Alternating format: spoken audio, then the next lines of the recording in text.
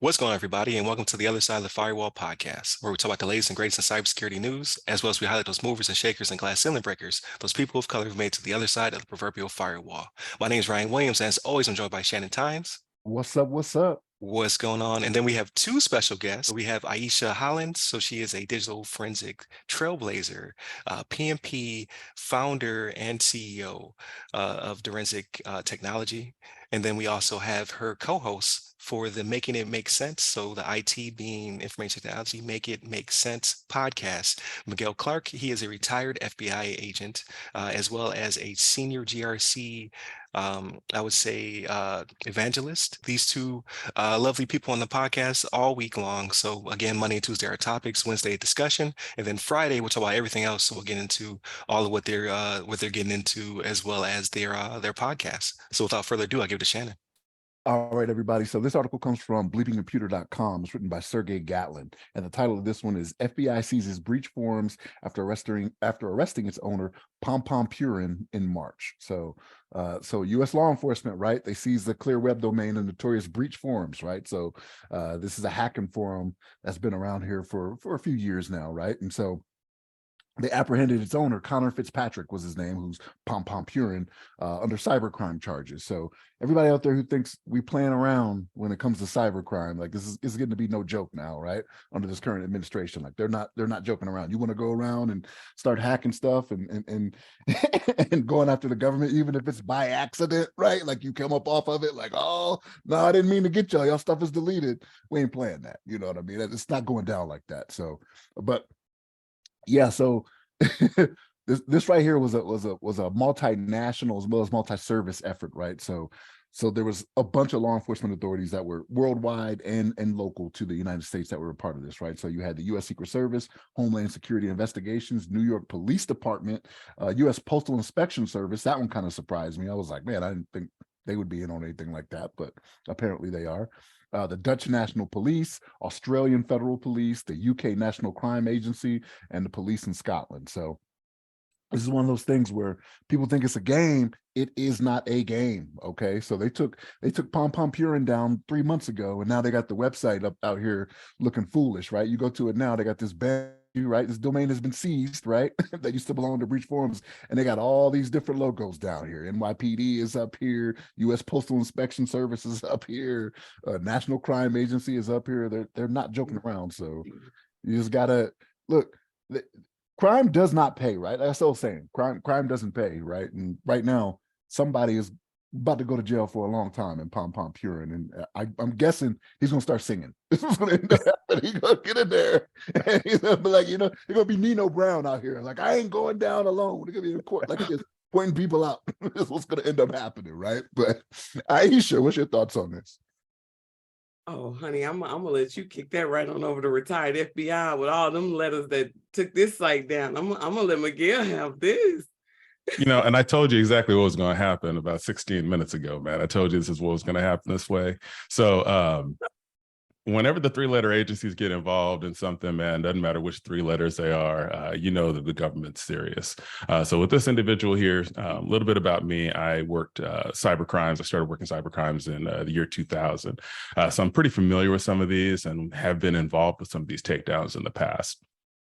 So I want to comment on the Postal Service. It is not unusual for the Postal Service to be involved from an investigative standpoint, because if anything gets mailed to this individual, you probably had Postal Service that was part of the task force. So when I see this just tells me it's an international task force that was a part of that.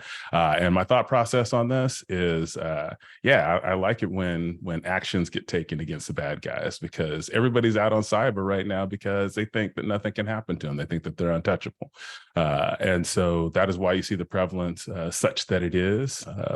But whenever it's a criminal investigation like this, there's a thing called the long arm of the law. And that's just some stuff that the Americans made up. So if they want to come get you, they can just come get you wherever it is that you are. We saw that with Osama bin Laden, right? That was a long arm of the law criminal action where they say, you know what, you got borders, you got a military, you got nukes, and we don't care about any of that stuff because we're about ready to go get bin Laden. And I want somebody to say something. And you notice that there was a whole bunch of finger wagging and tongue wagging on the internet and on the news, but nobody did anything, right? So that's what the long arm of the law is about. If something happens against a U.S. citizen anywhere in the world, the FBI can go get, not the FBI, but law enforcement or the military can just go get that individual and bring him to justice. And if justice means introduce him to the Lord and Savior Jesus Christ, I mean, this is Sunday that we're doing this, then that's what it is.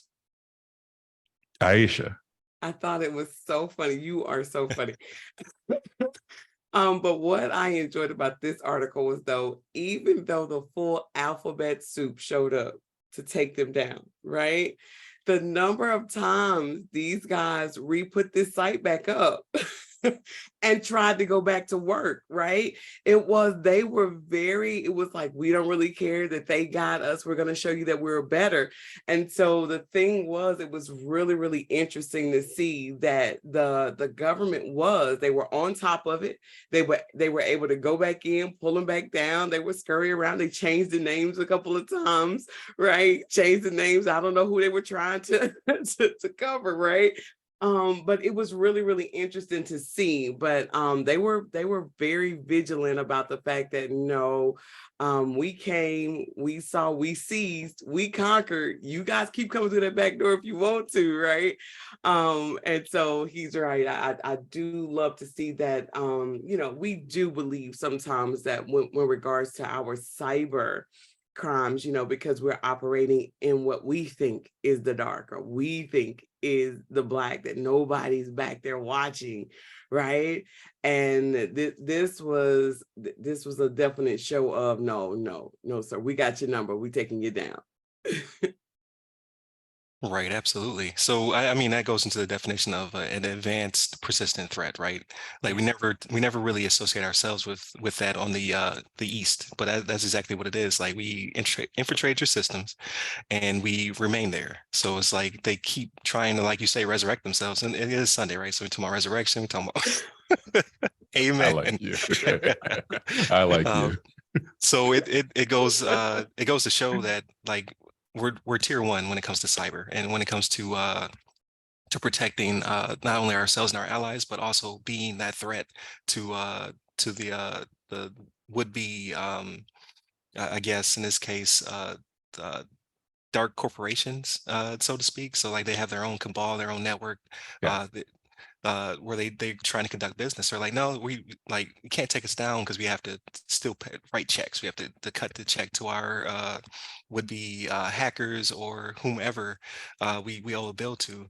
And we're like, no, we're just gonna keep taking you down. We're gonna put our banner back up. We want to let people know, like you said, there's lots of signage, right? It's a poster. It's letting you know we are here. We have been here. And if you are in any association, you should be worried now. Like you should get out of town. You should shut down, because if we caught them, and like Shannon said, he's going to start singing, we're going to catch you. So you may not want to be involved in this any longer. So I think it's a good show of force. I like the insight on to the post office, because I did not know that either. It makes sense though, right? Like they'd be involved in anything with the physical delivery of media, mail, things of that nature. The post office will be involved in as well. So that's really cool insight. Because yeah, when I saw the badge, I was like, I guess like they're also agency too, but I didn't understand how robust the post office was in that respect. So if you look at this came out of the Eastern District of Virginia, and so probably they did have a cyber task force. Virginia has got a robust investigative capacity out there. Some agents I probably still know they're out there on that task force. And so that's a part of the reason why you see all of those different, agencies that are there. Anytime there's a seizure, a government seizure, you're going to see marshals, the U.S. Marshal Service involved. So that's another tip. And then you mentioned something about tier one. I can promise you this is not a tier one capability. This is the law enforcement action. And anytime there's a law enforcement action, the techniques that they use are going to have to really kind of be disclosed in court at a certain point in time. And so, since this guy's going to go to court, the government's going to have to come forward and say, this is what we did, and really kind of this is how we did it. So in this specific case, if we have time for this, we have time to go just like take a little bit of an aside. All right, perfect. So you've got an FBI agent that went out and went to the judge, swore out a search warrant affidavit. The judge looked at it, said, hey, I like the facts. And then the judge gave him a command afterwards by signing that affidavit and saying, no, I'm telling you now, go do this law enforcement action. So this law enforcement show of force is probably a physical seizure somewhere. And you have all these other different agencies that are in place. So I'm pretty sure they have physical access to the server. And the other thing of note is that my guess, because I don't have any independent knowledge of this, I've been retired from the FBI for about 18 months.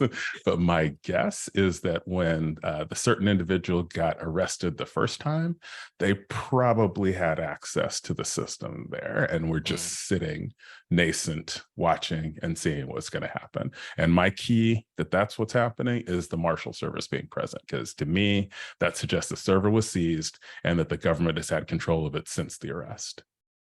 Awesome. Like that is great insight. So I'm starting to build, I think, a team of people I can reach out to when I need that expert I guess either synopsis or insight. Like I can hit up Ieshea when it comes to like the digital forensics, right? Digital forensics trailblazers over here, as well as all types of, like she jokes about me and all the letters after my name. So like, check out her bio. Oh yeah, the only difference is it's got founder, Gucci. yeah, CEO, founder, PMP, all that good stuff. But then also now I have Miguel from the FBI, right? When it comes down to that, how does this process work, right? So I don't have to sit here and pontificate. I can actually reach out and say, hey, did we get this right? Or hey, this is kind of what I'm thinking. So Anytime. You all don't know it, but you all work for free. I appreciate you. Your contributions are not over, like we see them, we appreciate it. So but definitely continue to tune in throughout the week. Please like, share, subscribe, all that good stuff. Monday Tuesday our topic. So definitely if you want to hear more of this amazing information, definitely tune in throughout the entire week. Definitely subscribe, share with your nerdy friends, as well as leave a comment. So if you like what you see, let us know what you think about it. Leave us your feedback. Greatly appreciate it. Hit up all the websites that go by our name. You can hit me up personally. I'm at RY Security Guy. That's RY Security Guy on LinkedIn, Clubhouse, and Twitter. And then to our guests. So Ieshea, where can they find you? You can find me on the social media platforms at both at Direnzic, which is DIRENZIC, or Ieshea Speaks. There it is. And then how about you, Miguel? I'm on LinkedIn. I'm pretty basic. So the way you would expect an FBI agent to be, man. I'm lucky to have been on LinkedIn for as long as I've been. So Miguel Clarke, and you'll see probably a picture of me not smiling. That's probably me. Right. There it is, government photo. There you go, government photo. It's like, who is he mad at? Like everybody. I'm mad at everyone.